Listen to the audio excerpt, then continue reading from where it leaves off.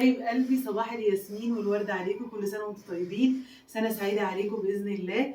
النهارده انا جايبه شويه حاجات بسيطه نحطها في الريسبشن تدينا اضافات بسيطه عشان السنه الجديده اللي كلنا المفروض بنحتفل، وانا بشجع اللي ما بيحتفلش يحتفل عشان تبقى باذن الله فرصه للسعاده.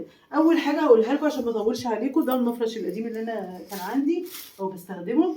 جبت مفرش جديد جميل ورخيص جدا على فكره، يعني مش من المحلات الكبيره، ومحدش يجيب يا جماعه الحاجات دي من المحلات الكبيره عشان بتبقى غاليه جدا. انا جايباه من ناس بسيطه جدا. انا هنا من طنطا، ده من محل في درب القطر. مش عايزه اقول ان هو ما تعداش ال 100 جنيه على فكره يعني. جبت شويه بونبوني من عند اسمه السوبر ماركت من البقال. ماشي، نحطه برضو كده، برضو الولاد برضو يفرحوا بالحاجات البسيطه دي جدا. على فكره ده مش جايباه جديد، ده بتاع رمضان. هحطه كده ايه، اشغله مثلا يدي اضاءه بالليل كده جميله. انا رايي ان انا احطه هنا، شايفه ان ده مكان هيبقى مناسب ليه، خصوصا ان هو جنب اللمبه، جنب الفيشه هنا، هعرف يعني انوره، يعني يدي اضاءه. بعد كده عندي ايه، عندي الشجره دي، الشجره دي الصغنونه دي. كان عندي شجره كبيره على فكره، وبنجيبها وبنعلقها ونركبها ببعضيها، بس انا سبتها في شقتي القديمه.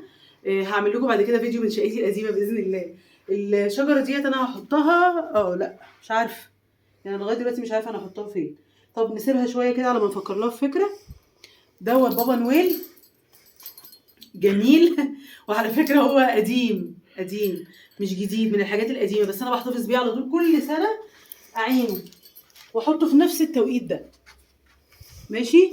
بفكر ان انا ممكن الشجره اللي احنا مش عارفين نحطها هنا مثلا بالشكل ده كده.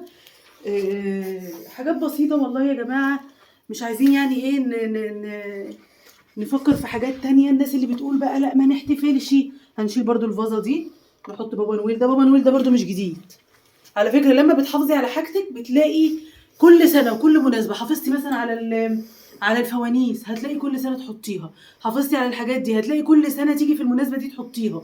يبقى انت بتعملي تاتش التغيير، التغيير دايما بيأثر فينا. خصوصا هشيل الفازه دي بقى 3. بعد كده بقى برضو دي من مكتبه جنبك، من اي محل خردوات كده اهو جميل. بصوا قطعتين صغيرين مش غاليين، برضو هتحطيهم تاتش. وعلى فكرة لو قطعة واحدة من الحاجات اللي انا حطاها دي كلها، انا جايبة قطع بس كان عندي قديم، انت ممكن لو ما بتجيبيش اصلا هاتي قطعة، هاتي دبدوب بابا نويل، هاتي شجرة زي دي كده تاتش، والباقي بقى ايه، شوية فشار، شوية سوداني بالليل، شوية فاكهة، هتجيبي شوية سفندي، برتقان. اوعي تكلفي نفسك على فكرة، السعادة اختيار يعني، مش ظروفك اللي هتخليكي سعيده. معلش كلنا ظروفنا دلوقتي صعبه على فكره، اوعي تفتكري نفسك لوحدك، كله تعبان يعني. احنا في ايام فعلا صعبه، فما تفتكريش نفسك لوحدك انك مش قادره تجيبي، لا. ولو على فكره فضلنا نقول مش قادرين نعمل ومش قادرين نفرح وظروفنا صعبه، مش هنعمل اي حاجه، مش هنعيش بقى، لان احنا هنفضل في الدوامه دي على طول. حط كده المفرش.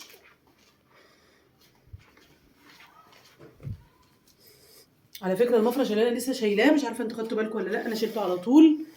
المفرش ده كان مغطي طبعا السفره كلها. في ناس ما بتحبش المفارش اللي مغطيه السفره كلها، بتقول لك يعني مش شياكه قوي، مش عارف، بس مش كل حاجه بقى شيك يعني.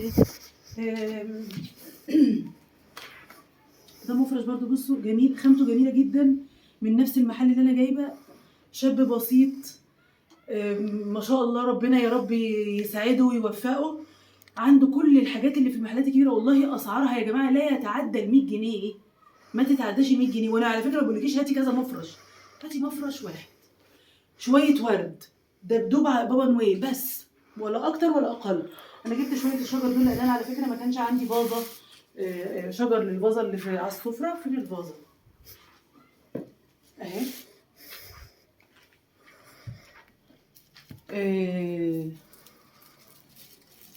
انا حاسه ان هو ممكن يبقى قليل، بس انا لقيت ان الفرع 50 جنيه كتير. انا ما بحبش يا جماعه ايه، ما بحبش الحاجات الغاليه. وممكن تبقى مش غالي بالنسبه لناس تانية، بس انا بالنسبه لي يعني في حاجات معينه دايما اولويات. ده تفكيري دايما يعني، وهو ده الصح على فكره يعني. في اولويات عندك لازم هي تبقى. نشيل برضو المفرش ده كده على جنب عشان ما نكركبش الدنيا، معلش نطبقه كده. طبعا انا عايزاكي في السنه الجديده برضو، وانا بطبق كده معاكي يعني، احنا مع بعضينا في السنه الجديده حاولي تخرجي من الوضع اللي انت فيه. احنا كلنا في اوضاع صعبه، وانا باكد لك ان مش لوحدك.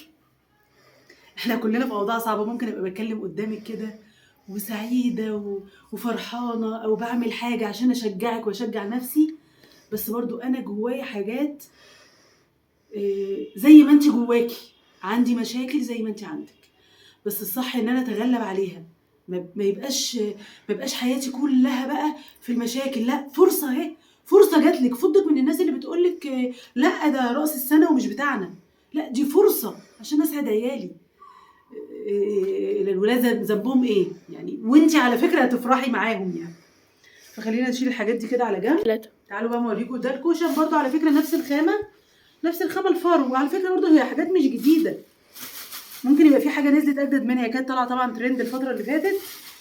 نشيل برضو الكيسه دي كده واركبهم وارجع لكم. 3. ها كده، لا ركبنا الكوشن اهوت، حطيناهم كده. احنا خلصنا كل حاجه. عايزه اقول كلمتين بعد ما خلصنا كل حاجه بقى. وحطينا تاتشاتنا الجميله اللي انتم باذن الله هتتشجعوا تعملوا زيي. عايزاكي في السنه الجديده استمتعي بكل حاجه ربنا مديها لك. كل حاجه ربنا مديها لك استمتعي بيها. ركزي دايما في طاقتك الايجابيه والحاجات الايجابيه اللي عندك. ابعدي عن اي حاجه سلبيه، شخص سلبي، كلمه سلبيه بتتقال من حد، اي حاجه ابعدي عنها عشان احنا كلنا مش مستحملين. اجري ورا حلمك اللي بتفكري فيه واسعي له. الحياه امتحان، واي امتحان محتاج مجهود عشان ننجح فيه. بمجهودنا هنوصل، صدقيني. انا معاكم لمياء علام من روتيني مختلف.